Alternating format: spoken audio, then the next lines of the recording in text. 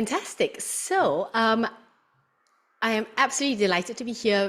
Feel very privileged and blessed to be able to share this evening for those of you joining live and for those of you who are catching up with the recording. Thank you for giving your time to learn about this really very important topic. So let's get started. I love a interactive webinar, and this is a webinar, so I think we will have to go by using the chat function. So let's get going. First question. Who here looks after people with migraines or migraines, whichever way you pronounce it, the same thing. If you are somebody who looks after people who have migraines, can you put number 1 in the chat? Thank you, thank you. Ahmed, Julie, Lucy, Karen, really appreciate your contributions here. Kimberly, Helen, Ulrich, Sibylla, yes, indeed, Ali.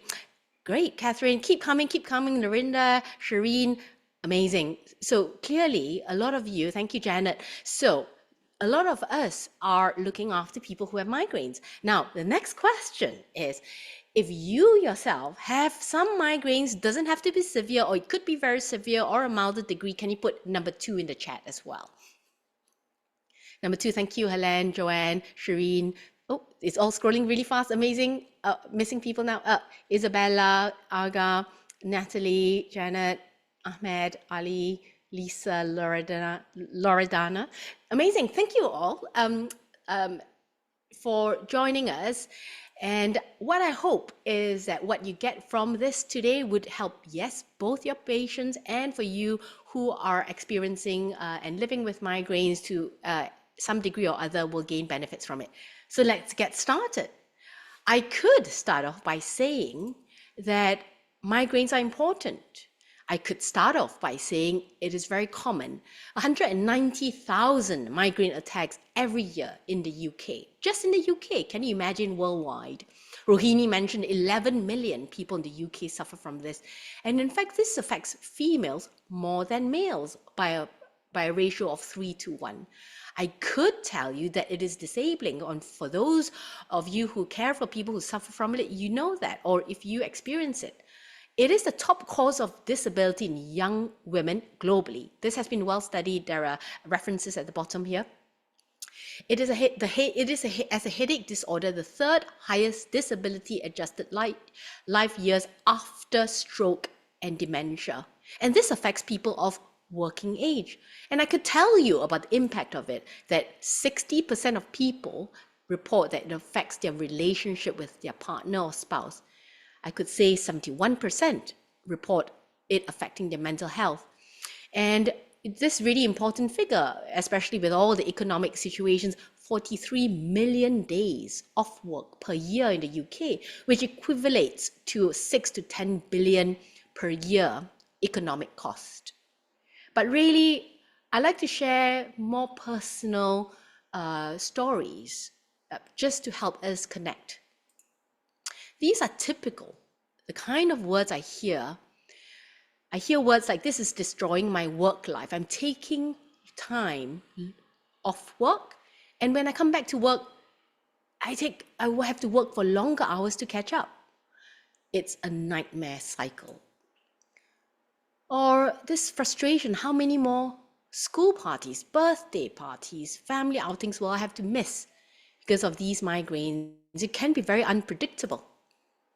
And I think for those of you who are here in the plant-based health professional forum with lifestyle basis, you will have heard this probably of people saying, I'm sick of taking painkillers. Isn't there another way? And really deeper when we explore it more, I hear of things about being completely exhausted, the fear of career and relationships falling apart because of these migraines. This sense of, can I actually get it under control again? Can I actually enjoy my life? Or do I have to just resign to the fact that this is it? It's just in my genes. And what people tell me they want would be, they want their life back, no more cancel work or social plans. They want to be able to relax and have fun, be connected with family and friends again. and to be truly present, not just going through the motions. For those of you who experience migraine, sometimes you're there, but actually you're in some kind of brain fog state because of the pain of migraines or the post-migraine hangover effect. And to really want to live fully and enjoy life without being held back by migraines. I just wanted to share a little bit about how I got into this. This was around the time when I already started getting into lifestyle medicine. I got into lifestyle medicine because of my own personal journey of improving my health and improving my well-being. And this was around the time when I was doing all that. And let me introduce you to somebody. I'm just going to call her Amanda for the sake of anonymity. So it was a Wednesday afternoon, and I was in my NHS clinic. Amanda was in my clinic room. She was sitting on one of those plastic blue NHS chairs. Her head was in her hands. Her body was hunched over. She had a frown. She looked absolutely exhausted. She had been increasingly troubled by migraines, and she said, it's not just the pain, I'm tired of my brain fog, my memory, my words get affected. I get so irritable. And then there's the hangover effect. It just lasts for some days. So Amanda had seen a number of doctors, very typical to the kind of people who came to me asking for more. And Amanda had been taking increasing amount of painkillers out of desperation. She knew that, probably painkillers isn't quite hitting the spot, but she was desperate. She even tried migraine preventatives, but she stopped it because of the side effects. And the side effects included drowsiness, it included weight gain, and she was tired of taking pills. She was tired of feeling sick, and she wanted another way. So I said, this is typical. And it's the suffering of people, the pain and suffering of people like Amanda's story was what moved me to really think systematically about lifestyle medicine in the context of migraines. So I talked about how I really actually was getting into lifestyle medicine already at the time. So just so you know a bit of my background, yes, I'm a neurologist. I'm highly trained as a neurologist. I also do vision. I'm a neuro-ophthalmologist. And I'm very fortunate. I spent time at UCSF with Professor Peter Goldsby, the world's best in migraine. And I spent some months with him. I was learning about migraines. And at that time when I met Amanda, and when I was into lifestyle medicine, I thought, well, there has to be a different way. So I got trained fully. I got my diploma in lifestyle medicine. I delved a bit deeper in other integrative aspects. So what I didn't maybe say is that I'm also a yoga teacher, and I really delved further into that. I learned a lot of things about breathwork, mindfulness, hypnotherapy, but I started to bring it together into my clinical work. So I'm very fortunate. I have worked with really great teams. So we have developed lifestyle-based intervention in groups. So we do group clinic for a neurological condition called idiopathic intracranial hypertension. But many people with that condition also have migraines. And that condition really has been benefiting from the lifestyle and group approach that we've been doing, which included improving metabolic health and weight management and their migraines. So why am I here? Actually, because I feel I have a duty. I have a duty to share more widely about the kind of work that I've been doing, what has been effective or not. And I must say, I have to thank the community of lifestyle-based doctors who I've met over the years, who have said, "Oh, you really need to talk more about this." And I'm very grateful for the friendships and support I've heard from that. So that's why I've written some books, but the one that I'm kind of sharing today was about the Break Free from Migraines one. So let me share with you this concept that building brain resilience and balancing the autonomic nervous system are the essential foundations for long-lasting migraine relief. And I'll explain more about what I mean about this. Before I do that, let me share more about what is migraines. It's more than just a headache. Yes, for some people that is the prominent thing, but it's more than that. It's a neurological disorder. It's headache with sensory disturbance, and in fact, in my practice, I mentioned I do neuro-ophthalmology. I see a lot of people with vision disturbance. The headache side may not even be at the forefront of their attention. It may be other sensory disturbances. It's a disturbance that relates to the brainstem. So it's an inherited tendency for the brain to lose control of its sensory inputs, leading to an instability of sensory processing. And how do migraine attacks actually happen? So I use this analogy of it crossing a migraine threshold, and that is influenced by genetics and external factors. Another way I like to talk about migraine threshold is the analogy of an overflowing boiling pot. So you can think of migraine attacks like a boiling pot with the water overflowing. So you got a overflowing boiling pot. What can you do? You could lift the lid and you can pour some cool water on top. So that would stop the immediate overflowing. It's almost like the analogy of taking painkillers to stop the headaches and migraines. But you can't keep pouring cold water because at some point the water will overflow again. It's like there is this other condition that's linked with taking more and more painkillers, causing more headaches. What we need to do, we need to turn down the fire. And that would be the approach I'm sharing today about building brain resilience and balancing the autonomic nervous system. I also think it's really important to remind everybody here that there is a medical condition, something that has been classified as medication overuse headache. It is defined as taking painkillers for more than 2 days a week for more than 3 months. So that is really in the research papers. Although in reality, in my clinics, I do see some people getting into this problem sooner than 3 months. So if we are asking people not to take painkillers, what do we offer them instead? And the question is, how do we get somebody from storms of unpredictable migraines to getting in control again, being calm and getting their lives back? One of the concepts I want to share today is that genetics, we mentioned, yes, it's a key factor in getting migraines. And oftentimes when we come to a diagnosis of migraines, there are clues from the story, from biological tendencies, from the family, somebody in the family having migraines, or sometimes it's so-called normal headaches. Because it's normal for the family, they may not even realize it, that actually they have the biology for migraines. And the other thing would be some people may have car sickness as a child, or abdominal migraines, or unexplained vomiting as a child. And then later on we go, oh yeah, actually it's all part of that biology. Seasickness, being prone to seasickness, motion sickness. Those are some of the examples of the pattern that we see as the part of somebody who have the biology of having migraines. But then the question is, if you can't change your genes, what can you do? You can change your environment. So who here believes in that? That yes, you may have the genes for something, but you can do something about that. If you believe that, put a number 3 in the chat.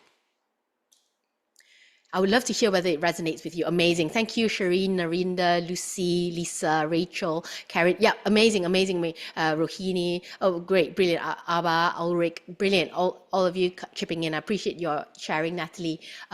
Yeah, I think Isabella. Yeah. Many more. Thank you. Thank you for participating. And yeah, I think this is why we do what we do, isn't it? We are in lifestyle-based approach, because we know that we can empower people to take control. So let me share the next concept about sleep. It's not just me. There are quite a lot of research papers. There's one here, Silverstein and Young. But I like to quote Dr. Silverstein because it's not me. Because, oh yeah, this Dr. Wong, she's already into lifestyle. Of course, she'll say it works.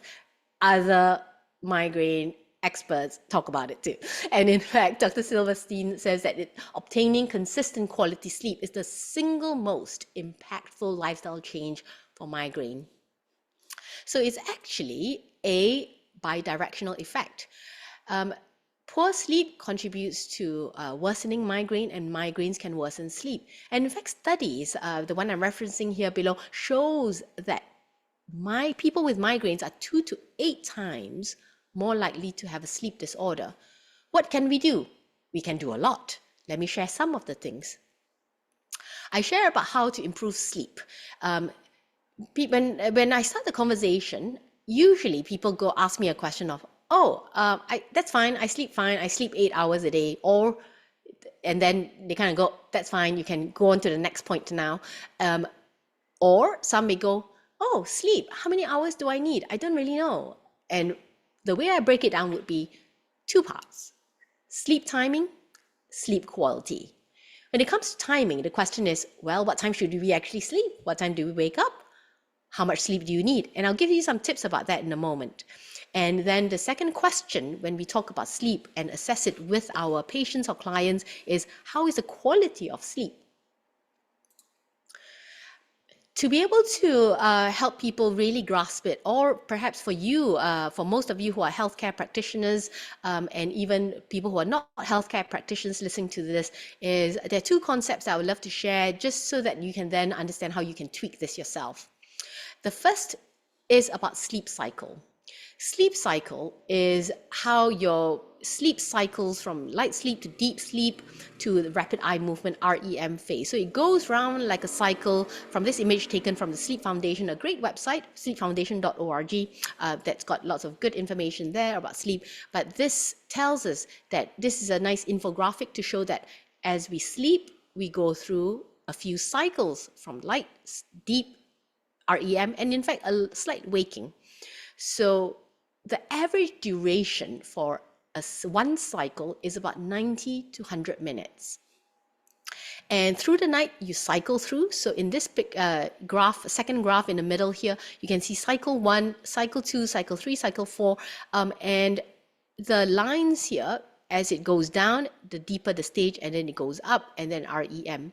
What I'm trying to show here is that, number one, as you sleep in your night sleep, you go through a few cycles, and each cycle is between 90 to 100 minutes.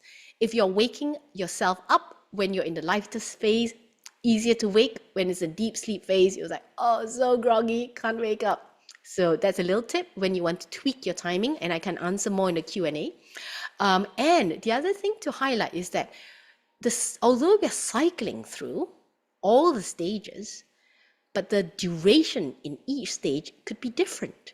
So you can see here on this middle graph here that the length, the horizontal line for the bottom part, which represents deep sleep, is much more in the first half of your night sleep, and the top line, which is the rapid eye movement REM phase, gets longer and longer as the sleep goes on in the night. So much more in the second half of the sleep. And with these different stages, deep sleep is really important for, you all may have heard of this concept of flushing toxins. And yes, it does happen in deep sleep. So there is the glymphatics, GLYMPH, glymphatics, kind of like lymphatics, some of you know for the body, but glymphatics. So it's the opening of the channels to allow a flushing through of things in the brain. So that's why there is this concept of, it's flushing toxins for deep sleep. And that would be really important. And there's also this concept about why are there things like other neurological conditions, like the buildup of tau proteins and this and that in neurological conditions like dementia, Alzheimer's, and such things. So if you can have deep quality of sleep, you have better chance of clearing toxins and other things that build up. REM phase is important for emotional regulation. It's important for immune system, and the emotional regulation then comes with something else, which I will share in a few moments. The next thing I would like to share is about the circadian rhythm. So this picture here is really to remind us about the master clock, and I will go into it in a moment. But if you get to a regular sleep and wake time, you can improve the quality of your sleep stages. What's the circadian rhythm? That's your inner body clock. That's the one influenced by this master clock, also called the suprachiasmatic nucleus at the hypothalamus, part of the brain, indicated in the picture here. And it controls our sleep and wake cycle. The other thing to note, which I love because I also do eye and vision, is that the release of melatonin from this part of our master clock is influenced by light that comes in through our eyes. And if it's really bright, there's going to be less melatonin released, which comes to some tips about circadian rhythm. I can expand a lot more on this, but I just wanted to have the chance to have time for Q&A, because just from experience, people particularly like the Q&A. And I also should say that as a gift to plant-based health professionals and for you for being here, I will share a sleep tips download checklist if you wish to have it. So creating a regular routine we talked about, and that is about going to bed at the same time and wake, same time to bed, same time to bed, same time to wake. But before I do more about that, the question for you now, who here has this concept of, I'm really very tired, it's been a very busy week, I'm feeling sleep deprived, but it's okay, I'm going to catch up on the weekend. Who here has experienced that? Put a number 4 in the chat. Thank you for joining, Alison, Natalie, Catherine.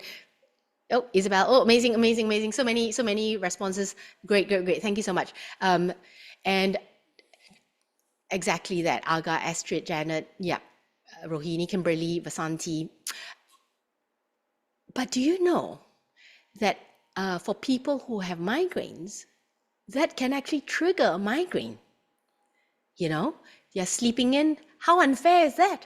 They're working so hard, they're sleep deprived, they try to catch up, and then they get a migraine and it makes their whole weekend even worse. How unfair is that? So what we need to support is a regular routine, bedtime and wake time, weekdays and weekends. And I'll give a little tip about how I encourage people to do that. And one more tip is that when you exercise in the morning, and actually now in the UK, as we are doing this recording in June, it gets very bright in the morning and it is perfect. Get the morning light, go for a little walk, take some deep breaths, do some mindfulness perhaps in your garden, or go for a mindful walk or a bit more vigorous exercise outdoors. That really helps train your circadian rhythm to go, yep, it's now time. I love the sleep so much. I do a mentorship, and this quote from somebody called Ellie, who's very happy for me to share it. She says, my migraines are almost non-existent since implementing a sleep routine as part of taking part in the mentorships. I've seen a significant difference to the regularity of my migraines. And that kind of comment is typical. And the reason I started doing all these programs more recently is because I hear all these benefits in my clinics. And sadly, sometimes in the NHS, we're not really able to offer follow-up appointments. So I just feel like, okay, we need to find a way to help people. Being able to support them through sleep regularity. So how do I do that?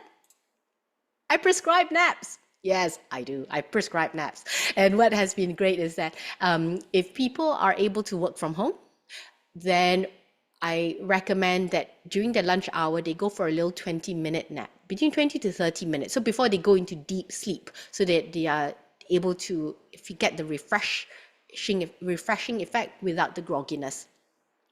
If they can't, I give them a audio, and you can get access to my audio of what we call a yoga nidra, and it's essentially a relaxation body scan technique. I recommend it before midday if possible, but certainly before 2 p.m. if possible, just to avoid losing the sleep pressure. So the other thing about our sleepiness is not just about melatonin, it's the buildup of sleep pressure with the buildup of adenosine, the neurotransmitter. And when we sleep, we clear it. So then we clear it a bit. So then the pressure from the adenosine buildup is kind of removed. So if somebody is having a nap at 6 p.m., yeah, it'll probably affect how sleepy they feel by 10 p.m. So sleep timing and duration there. Evening routine. As part of a sleep hygiene approach, the timing of the last meal, if possible, about 3 hours before. If not, then a lighter meal. Various people will probably have reflections of the fact that if they have a heavy, greasy meal, they may not feel as refreshed in the morning.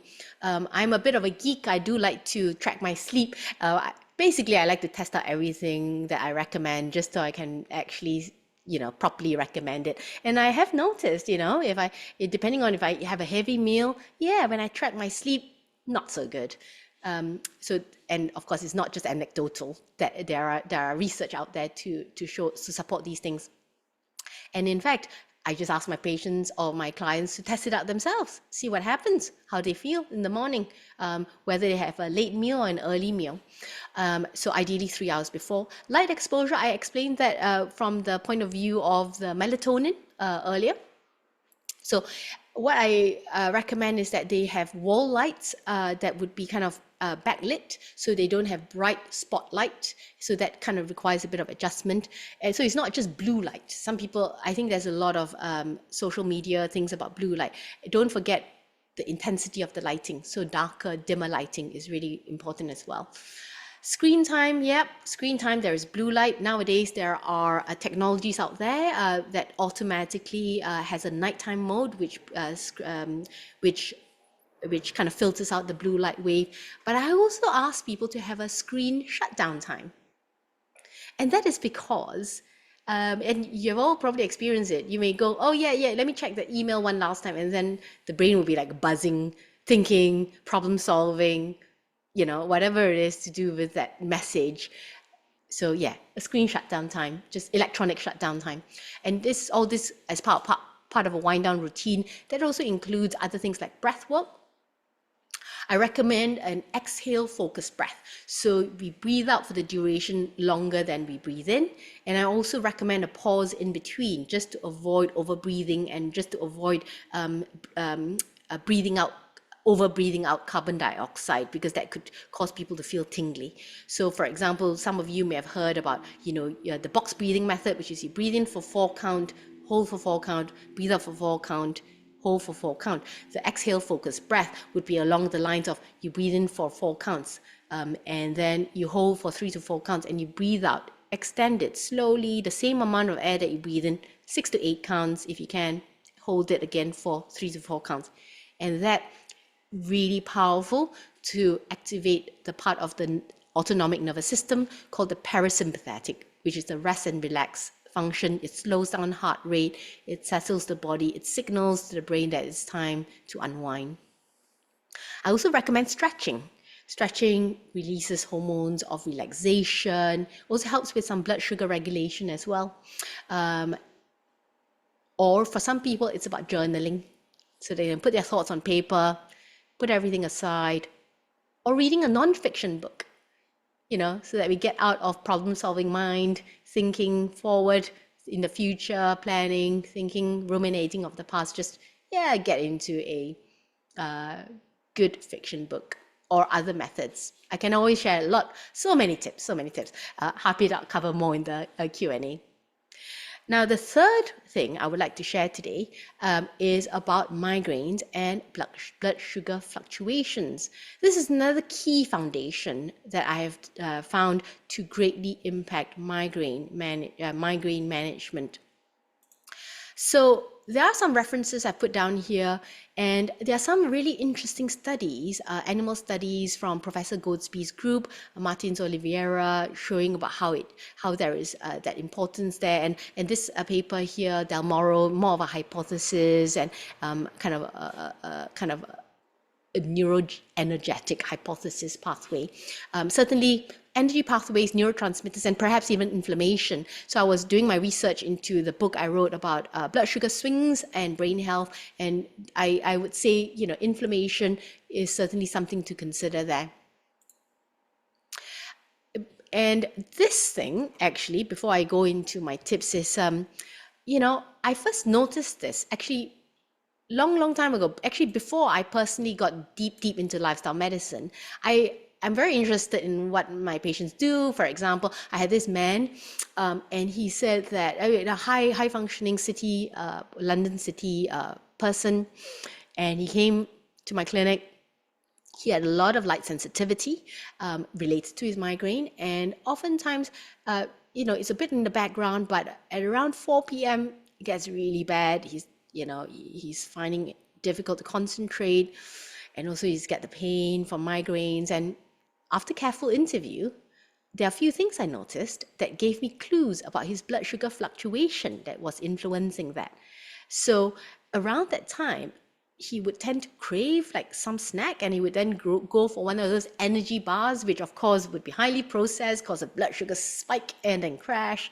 And then kind of discovering what he was eating for his lunch, and then managing his stress levels and other aspects that help with blood sugar. But the key thing when I first picked it up from this man is I prescribed a palmful of nuts and an apple at 3 p.m.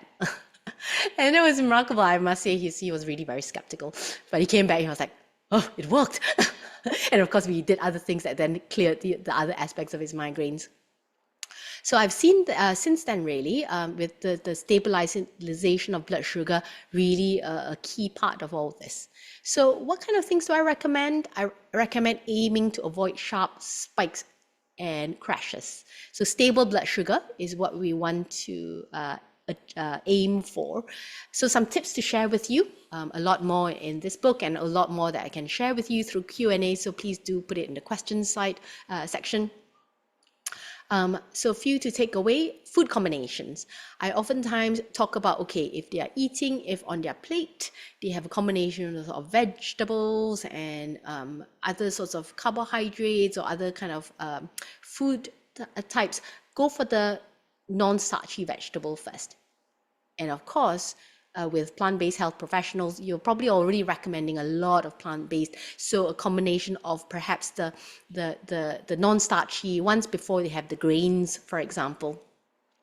And with the food plate, depending on how sedentary somebody is or not, like a lot of non-starchy vegetables, and in different colors for all the benefits of the polyphenols. Food timing, I gave this example already about this timing of well-timed snack for that man who, the timing of the nuts and apple. Although now I have a little picture here of a chickpea, a bunch of chickpea, because now actually I share my roasted chickpea recipe, which I'm very happy to share by email, or I can say out the recipe if you are interested in the Q&A section. And that's great. Protein, fiber, great for the gut microbiome, great for protein, stabilizing of blood sugar. Fiber, having more fiber. So this is a tip, for example, of having flax seeds, sprinkle over things. It's quite neutral in taste. Great benefits there. Chia seeds or blueberries. Adding things like that kind of increase fiber. And actually the blueberry is a slightly different comment, but there is a study, there are studies to show how blueberries actually has got other benefits to stabilize blood sugar. I first heard it from Dr. Michael Greger, amazing Dr. Michael Greger, who I heard speak live some years ago in probably one of the very first plant-based health professionals live meetings. I was so grateful for that when that was arranged. I remember Shireen was so amazing with arranging all that. So yeah, Dr. Michael Greger, highly recommend his work. So yeah, I've talked about protein and healthy fats. So healthy fats, I would love to share about this tip. So I was recently interviewed. Somebody said, oh, I love Thai food, but I realized that my blood sugar really spikes. And actually, maybe what they could do is before they go to the Thai restaurant, they could just pre-prepare their gut. Maybe half an avocado, you get the healthy fats, you get the magnesium, you get the stabilization, so that when they eat the very fragrant jasmine rice, there is less of a spike. So it's all that combination things so that we can enjoy our lives. So time is very limited, but I just wanted to share how this is the way I think about it, about this concept of building brain resilience and balancing the autonomic nervous system. And I just truncated it to the brains, as in building brain resilience, and the next part is autonomic nervous system. And I shared today about sleep, mindset of, it's not predetermined in our genes. We can do something about it. I shared some about blood sugar and metabolic health. And the other things I'm very happy to share in the Q&A because of the time limitation, of other things, gut health, nutrition, nutrients, so on and so forth. Now, what about this balancing of the autonomic nervous system? The autonomic nervous system, as you all will know, is the part of the nervous system that controls the automatic function, like our sweating, our blood pressure, our heart rate, our pupil dilation, and such things.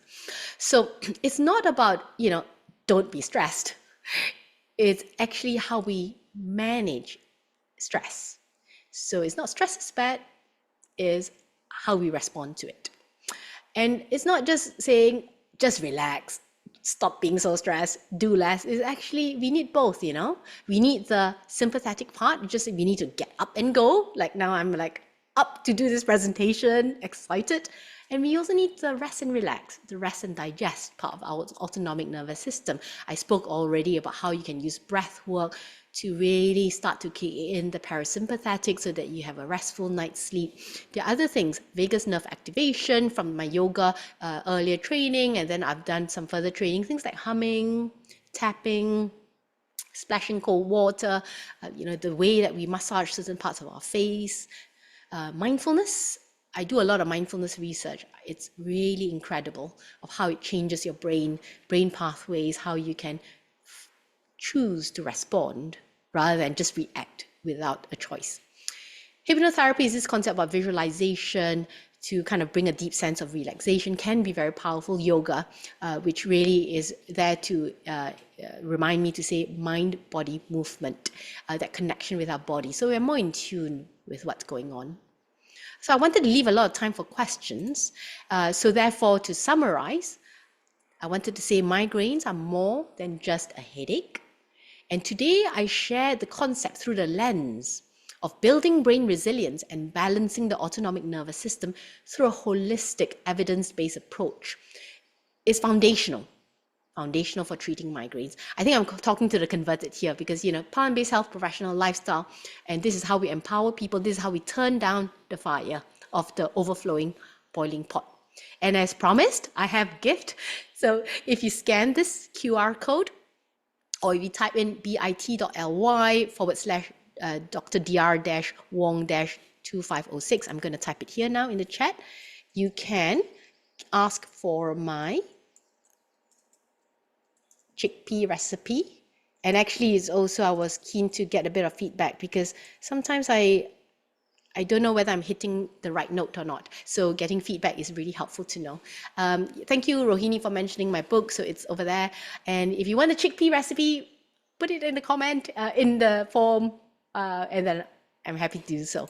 You can take a picture of this. These are some of the references. Actually, the references got to 2 pages and more. But I have a lot of references in my book, Break Free from Migraines Naturally, which is available in where all good books are sold.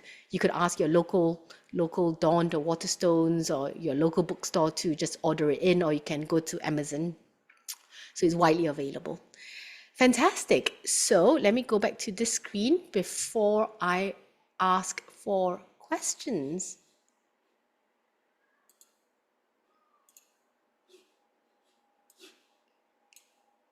So Rohini, I guess I can just go ahead. I think I'll just go ahead. Okay. Hello, Rohini. We'll leave the screen up for just a minute or so longer for those who want to take a picture or anything like that. Then I think, or just scan the code. And we already have so many questions that came in, although I feel like you answered so many of mine and discussed all the lifestyle pillars so beautifully. So I'm just going to dive straight in, Sui, because I want to give everyone a chance to ask. Yes. How do you manage physical activity for people with migraines? Sometimes when you have a migraine, physical activity can actually worsen things. And you discussed the benefits already for prevention. How do you manage it when someone's having a flare? Yeah, that's a really great question. There are two aspects to migraine. I think one is about how do we care for the person who's just in the depths of really bad recurrent attacks, and then later on about how we prevent it. So the migraines, when somebody's really exercising a lot, or when they are active or moving, even sometimes just going upstairs, when they're having migraine, it just gets worse. So when people are just having a lot at that time, just go gentle, just go for a stroll.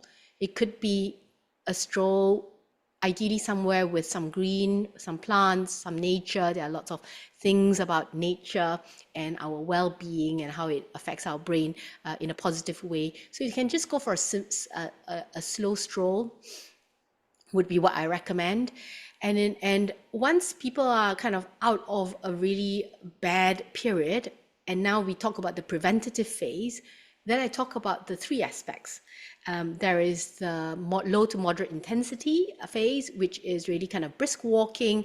And I often talk about, for example, brisk walking, people like walking. And I say you want to walk as if you're rushing for a bus, but you're not running. Another tip is to say that you can talk in short phrases, but you cannot sing a song. So that's the singing test. So you kind of, so it's almost like if I'm on the phone with somebody, I'm walking very fast, I'll be talking like in short phrases, then they kind of know that I'm kind of walking as well. So rather than I'm just talking relaxed now, so there are shorter phrases from my role play there just now. So that would be a nice one. Or it would be something else that just gets them into low to moderate intensity. It could be something that they enjoy. It could be dancing, could be yoga, various activities. 150 minutes in a week on average, which ideally is spread out over about 5 days or so.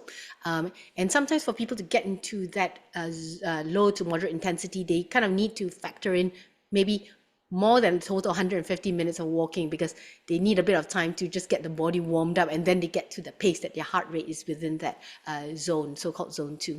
Strength training is really important because and also I said many are women, 3 to 1 women, and lean mass is really important for, yes, women, and also for bone health, but actually in migraine context, metabolic health. So that's a balancing blood sugar.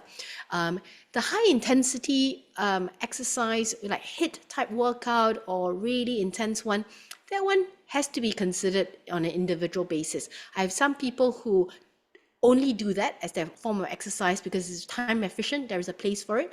But for some people, it may be like their nervous system, their autonomic nervous system is already on the go. They are probably more sympathetic than parasympathetic instead of that balance. So I tend to bring them down a little bit on that, a period of time there where they just rebalance without the high intensity, and then they could introduce it when things are a bit more balanced. So that's the physical activity side. Another physical activity tip, which is quite nice, is that sometimes with the blood sugar spike, as it crashes, just go for a little stroll after the meal, so it kind of stabilizes it. It's also great for moving the gut, but a stroll, not like exercise, because you need to digest. You know these things, of course, Rohini, you are an expert in these things, but I'm just stating the obvious for everybody as our own, like a reminder for everybody. Well, I think it's such a good thing because it's also really achievable. A 10-minute Yes. handy or walk, or even if Mm, someone can't get outside, then even 10 minutes of housework or gardening, or yes. just moving in some way, not just sitting at the Yes. couch at the computer Yes. Yes. Yes. having a meal. So we have Yes. so many questions, Okay. Okay. Carry on. and this is one that I obviously love. Why does it affect women more? Is there a hormonal aspect, and do migraines lessen with menopause? And perhaps you could just, yeah, Yeah. Yes. thoughts on that. Thank you for that question. That is such an important point. So why women more than men? Don't really know. There will be a biological aspect to it. Hormonal, a big thing. So a lot of people do have fluctuations around the menstrual cycle, and also when it's perimenopausal time. There are a few reasons for that. With the fluctuations of estrogen, there will be times when the body is kind of a bit more inflammatory phase. Also, it affects blood sugar control. It also affects mood regulation, the quality of sleep. So there are many ways that we can think about how this could cause more migraines. So the approach that I talk about of, the lifestyle basis of building brain resilience, autonomic nervous system, the brains method, it works to just create that turning down the fire so that when somebody has their menstrual cycle, it's either preventing it or actually is less severe. The question about menopause, it can be tricky. So perimenopause, I see a lot of flare-ups. Mm. And if people's sleep is really still affected, then it could affect the control of things, and then it then settles down. So classically, the concept is that, oh, it will burn out, so-called. But I think that is influenced by a few factors. Yeah, and I think with the question about the menstrual cycle, I Yeah. suppose you might see peaks at ovulation or in luteal phase before the period starts because of Yes. hormonal fluctuations. It's the fluctuations that you're saying can seem to be playing a role. Absolutely. We have so many questions, so Oh, fantastic. we'll try and get through them if we Yes. do quick fire. Yeah, quick fire. Good. What is the maximum caffeine intake when it comes to migraines that you would recommend? It's very individual.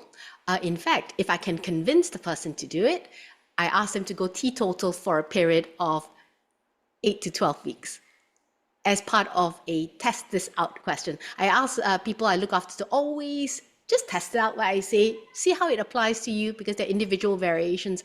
And the people who go, no, I love my caffeine, they're the ones who actually benefit the most. Usually, that's the pattern I see.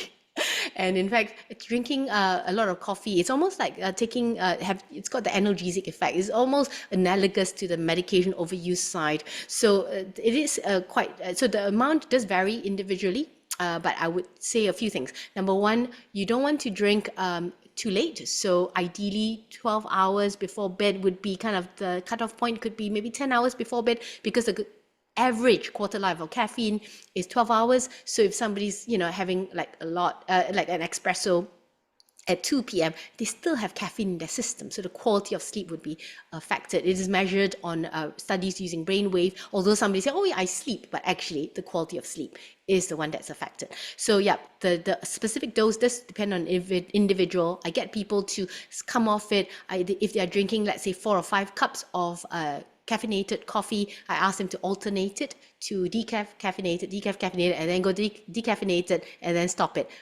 because rebound is a real thing. And I oftentimes warn them, right? Yeah, about 7 to 10 Of days. course, caffeine is found in things like energy drinks, Yeah. dark Oh, my goodness. green teas, all of these things. It's Exactly. caffeine Exactly. in even exercise supplements and things like that. Exactly. What are your thoughts on red light glasses? This has been recommended by biohacking kind of experts like Huberman and things. What are your thoughts on this? Is there any science for red light glasses when it comes to migraines? Yeah, that's to filter out blue wavelength. And so the picture I showed of the suprachiasmatic nucleus of our circadian rhythm, there is influence of blue light, number one, number two, light intensity on the release of our melatonin that helps with the sleepiness. So in practice, I would say that if you have kind of a dimmer light and you kind of have good electronic hygiene, I think I've used that word for the first time today, electronic hygiene, but basically you kind of decide when's your electronic shutdown time, then I would think, yeah, probably you don't need that. But for some people, if it's really very sensitive to all of that, test it out, see how that goes. But I think the concept would be kind of the blue wavelength aspect. So there is some rationale to that, yes, from the blue wavelengths aspect. But I don't think people need to buy it if they have other ways of managing it. But who am I to say? Maybe they do benefit from it, so try it out. Definitely. So we talked about, reducing things like having really high glycemic foods or foods that are really processed. Which other foods can trigger migraines? And the person's asked, can too many nuts set off a migraine? Is there any evidence for that? There is actually, it's really quite cool to hear different people's trigger. And this concept I first learned from Professor Goldsby because he used to ask me to ask people what they think are their triggers. And actually, then he says that, it may be the so-called prodrome phase. So prodrome is before the headache phase, where there's a change in people's mood, personality, thirst, and sometimes they crave for certain foods. So he says, well, actually, it may be that they're craving for chocolate, they have the chocolate, and then it's the prodrome, then they get the migraine and they blame the chocolate, but actually it's the migraine that made them grab the chocolate, for example. So in all these reports, it is quite difficult to tell from people's, these bigger studies, population studies, but I would say uh, principles are if you have foods that stabilizes blood sugar, great. There's certain types of food where some people are probably very sensitive to it. So let's say if somebody's very sensitive to highly fermented foods, they may see what happens if they cut it out and bring it back in. And oftentimes I say, all these things, see what happens for yourself if you take it out and you bring it back in, and kind of do it in a very sensible, safe way. For example, if somebody thinks that wheat is a trigger for them, then what else could they replace instead of wheat? So it's not like suddenly having there is no the carbohydrate food group is gone. It's more of what can they safely kind of replace, which kind of working with people like yourselves, talking about nutrition in a holistic way. So certainly it's possible. For some people, nuts could be a thing. In reality, not reality, in practice, from my experience, which is, I don't have 100,000 to tell you out of 100,000 how many had nut things, but I would say that nuts are very welcomed as a way to stabilize blood sugar and get healthy fats. You get the magnesium as well, and then when they eat other foods, it stabilizes things. So it tends to be welcomed and beneficial. And how about oh, I just got rid of the question. It was, yeah, with regards to intermittent fasting, Yes. that seems to be advised against in some formal guidance, but do you have any thoughts on that? Is that something you'd recommend for healthy, active people? Obviously, people with specific medical conditions, that's a different story, but for migraine, what are your thoughts on intermittent fasting or time-restricted eating? I think it's good to personalize everything we say. Sorry, I oftentimes say it depends, and then I give a very long answer. So it's not so easy for a quick fire, but I'll try my best. So again, as you said, caution for various things, including orthorexia, because I think more and more people are going, oh, what should I eat? What should I not eat? And then it becomes restrictive eating. And I fear sometimes that people get into eating disordered patterns, not a full-blown diagnosis. But so just being aware. So the first question is, why are we doing it? If they're doing it for migraines, then it can be a bit tricky because I think there are a few things to stabilize first and then maybe introduce it later on as part of creating metabolic flexibility. So I think probably in a more staged approach. Okay, I love that. Is there an association between migraines and future risk of stroke? Oh, there is definitely a risk related to taking certain types of medications, well, contraceptives where they cannot have it. There is certainly an association that's been reported, and sometimes people actually get a stroke and then they get symptoms that's like migraine. So it's a secondary migraine, not primary migraine. So yeah, there is an association there. And the key thing to say is about not taking certain types of oral contraceptive pill. All that would be outside my expertise. Oh, your mom will know better. But these things, of course, that's a field. But really, GPs who do family planning type things will be well aware of all these things. And what about long-term brain health and migraines? Is there a link between memory issues, dementia, Alzheimer's? Is it kind of a future warning? What are your thoughts on that, or based on the evidence that we have? I must admit, I need to relook to see whether there's anything. I've not come across that thought about it putting people at future risk of these things. There are other conditions that's linked with higher risk of migraines. For example, I talked about the condition of idiopathic intracranial hypertension, and people who have that condition have a lot of migraines, and people with IIH or idiopathic intracranial hypertension do have a higher risk of cardiovascular strokes and or heart attacks, cardiovascular events. But yeah, I don't want to say wrong things, so I Mhm. need to check my facts to answer Thank that question. you. Thank you. And for those who are still here, I have just launched a little poll to get everyone's feedback as well. So Sui, this is a question from one of the participants. I'm wondering if trigeminal neuralgia is linked to migraine, and will lifestyle changes benefit this too? It's classified as a different headache condition.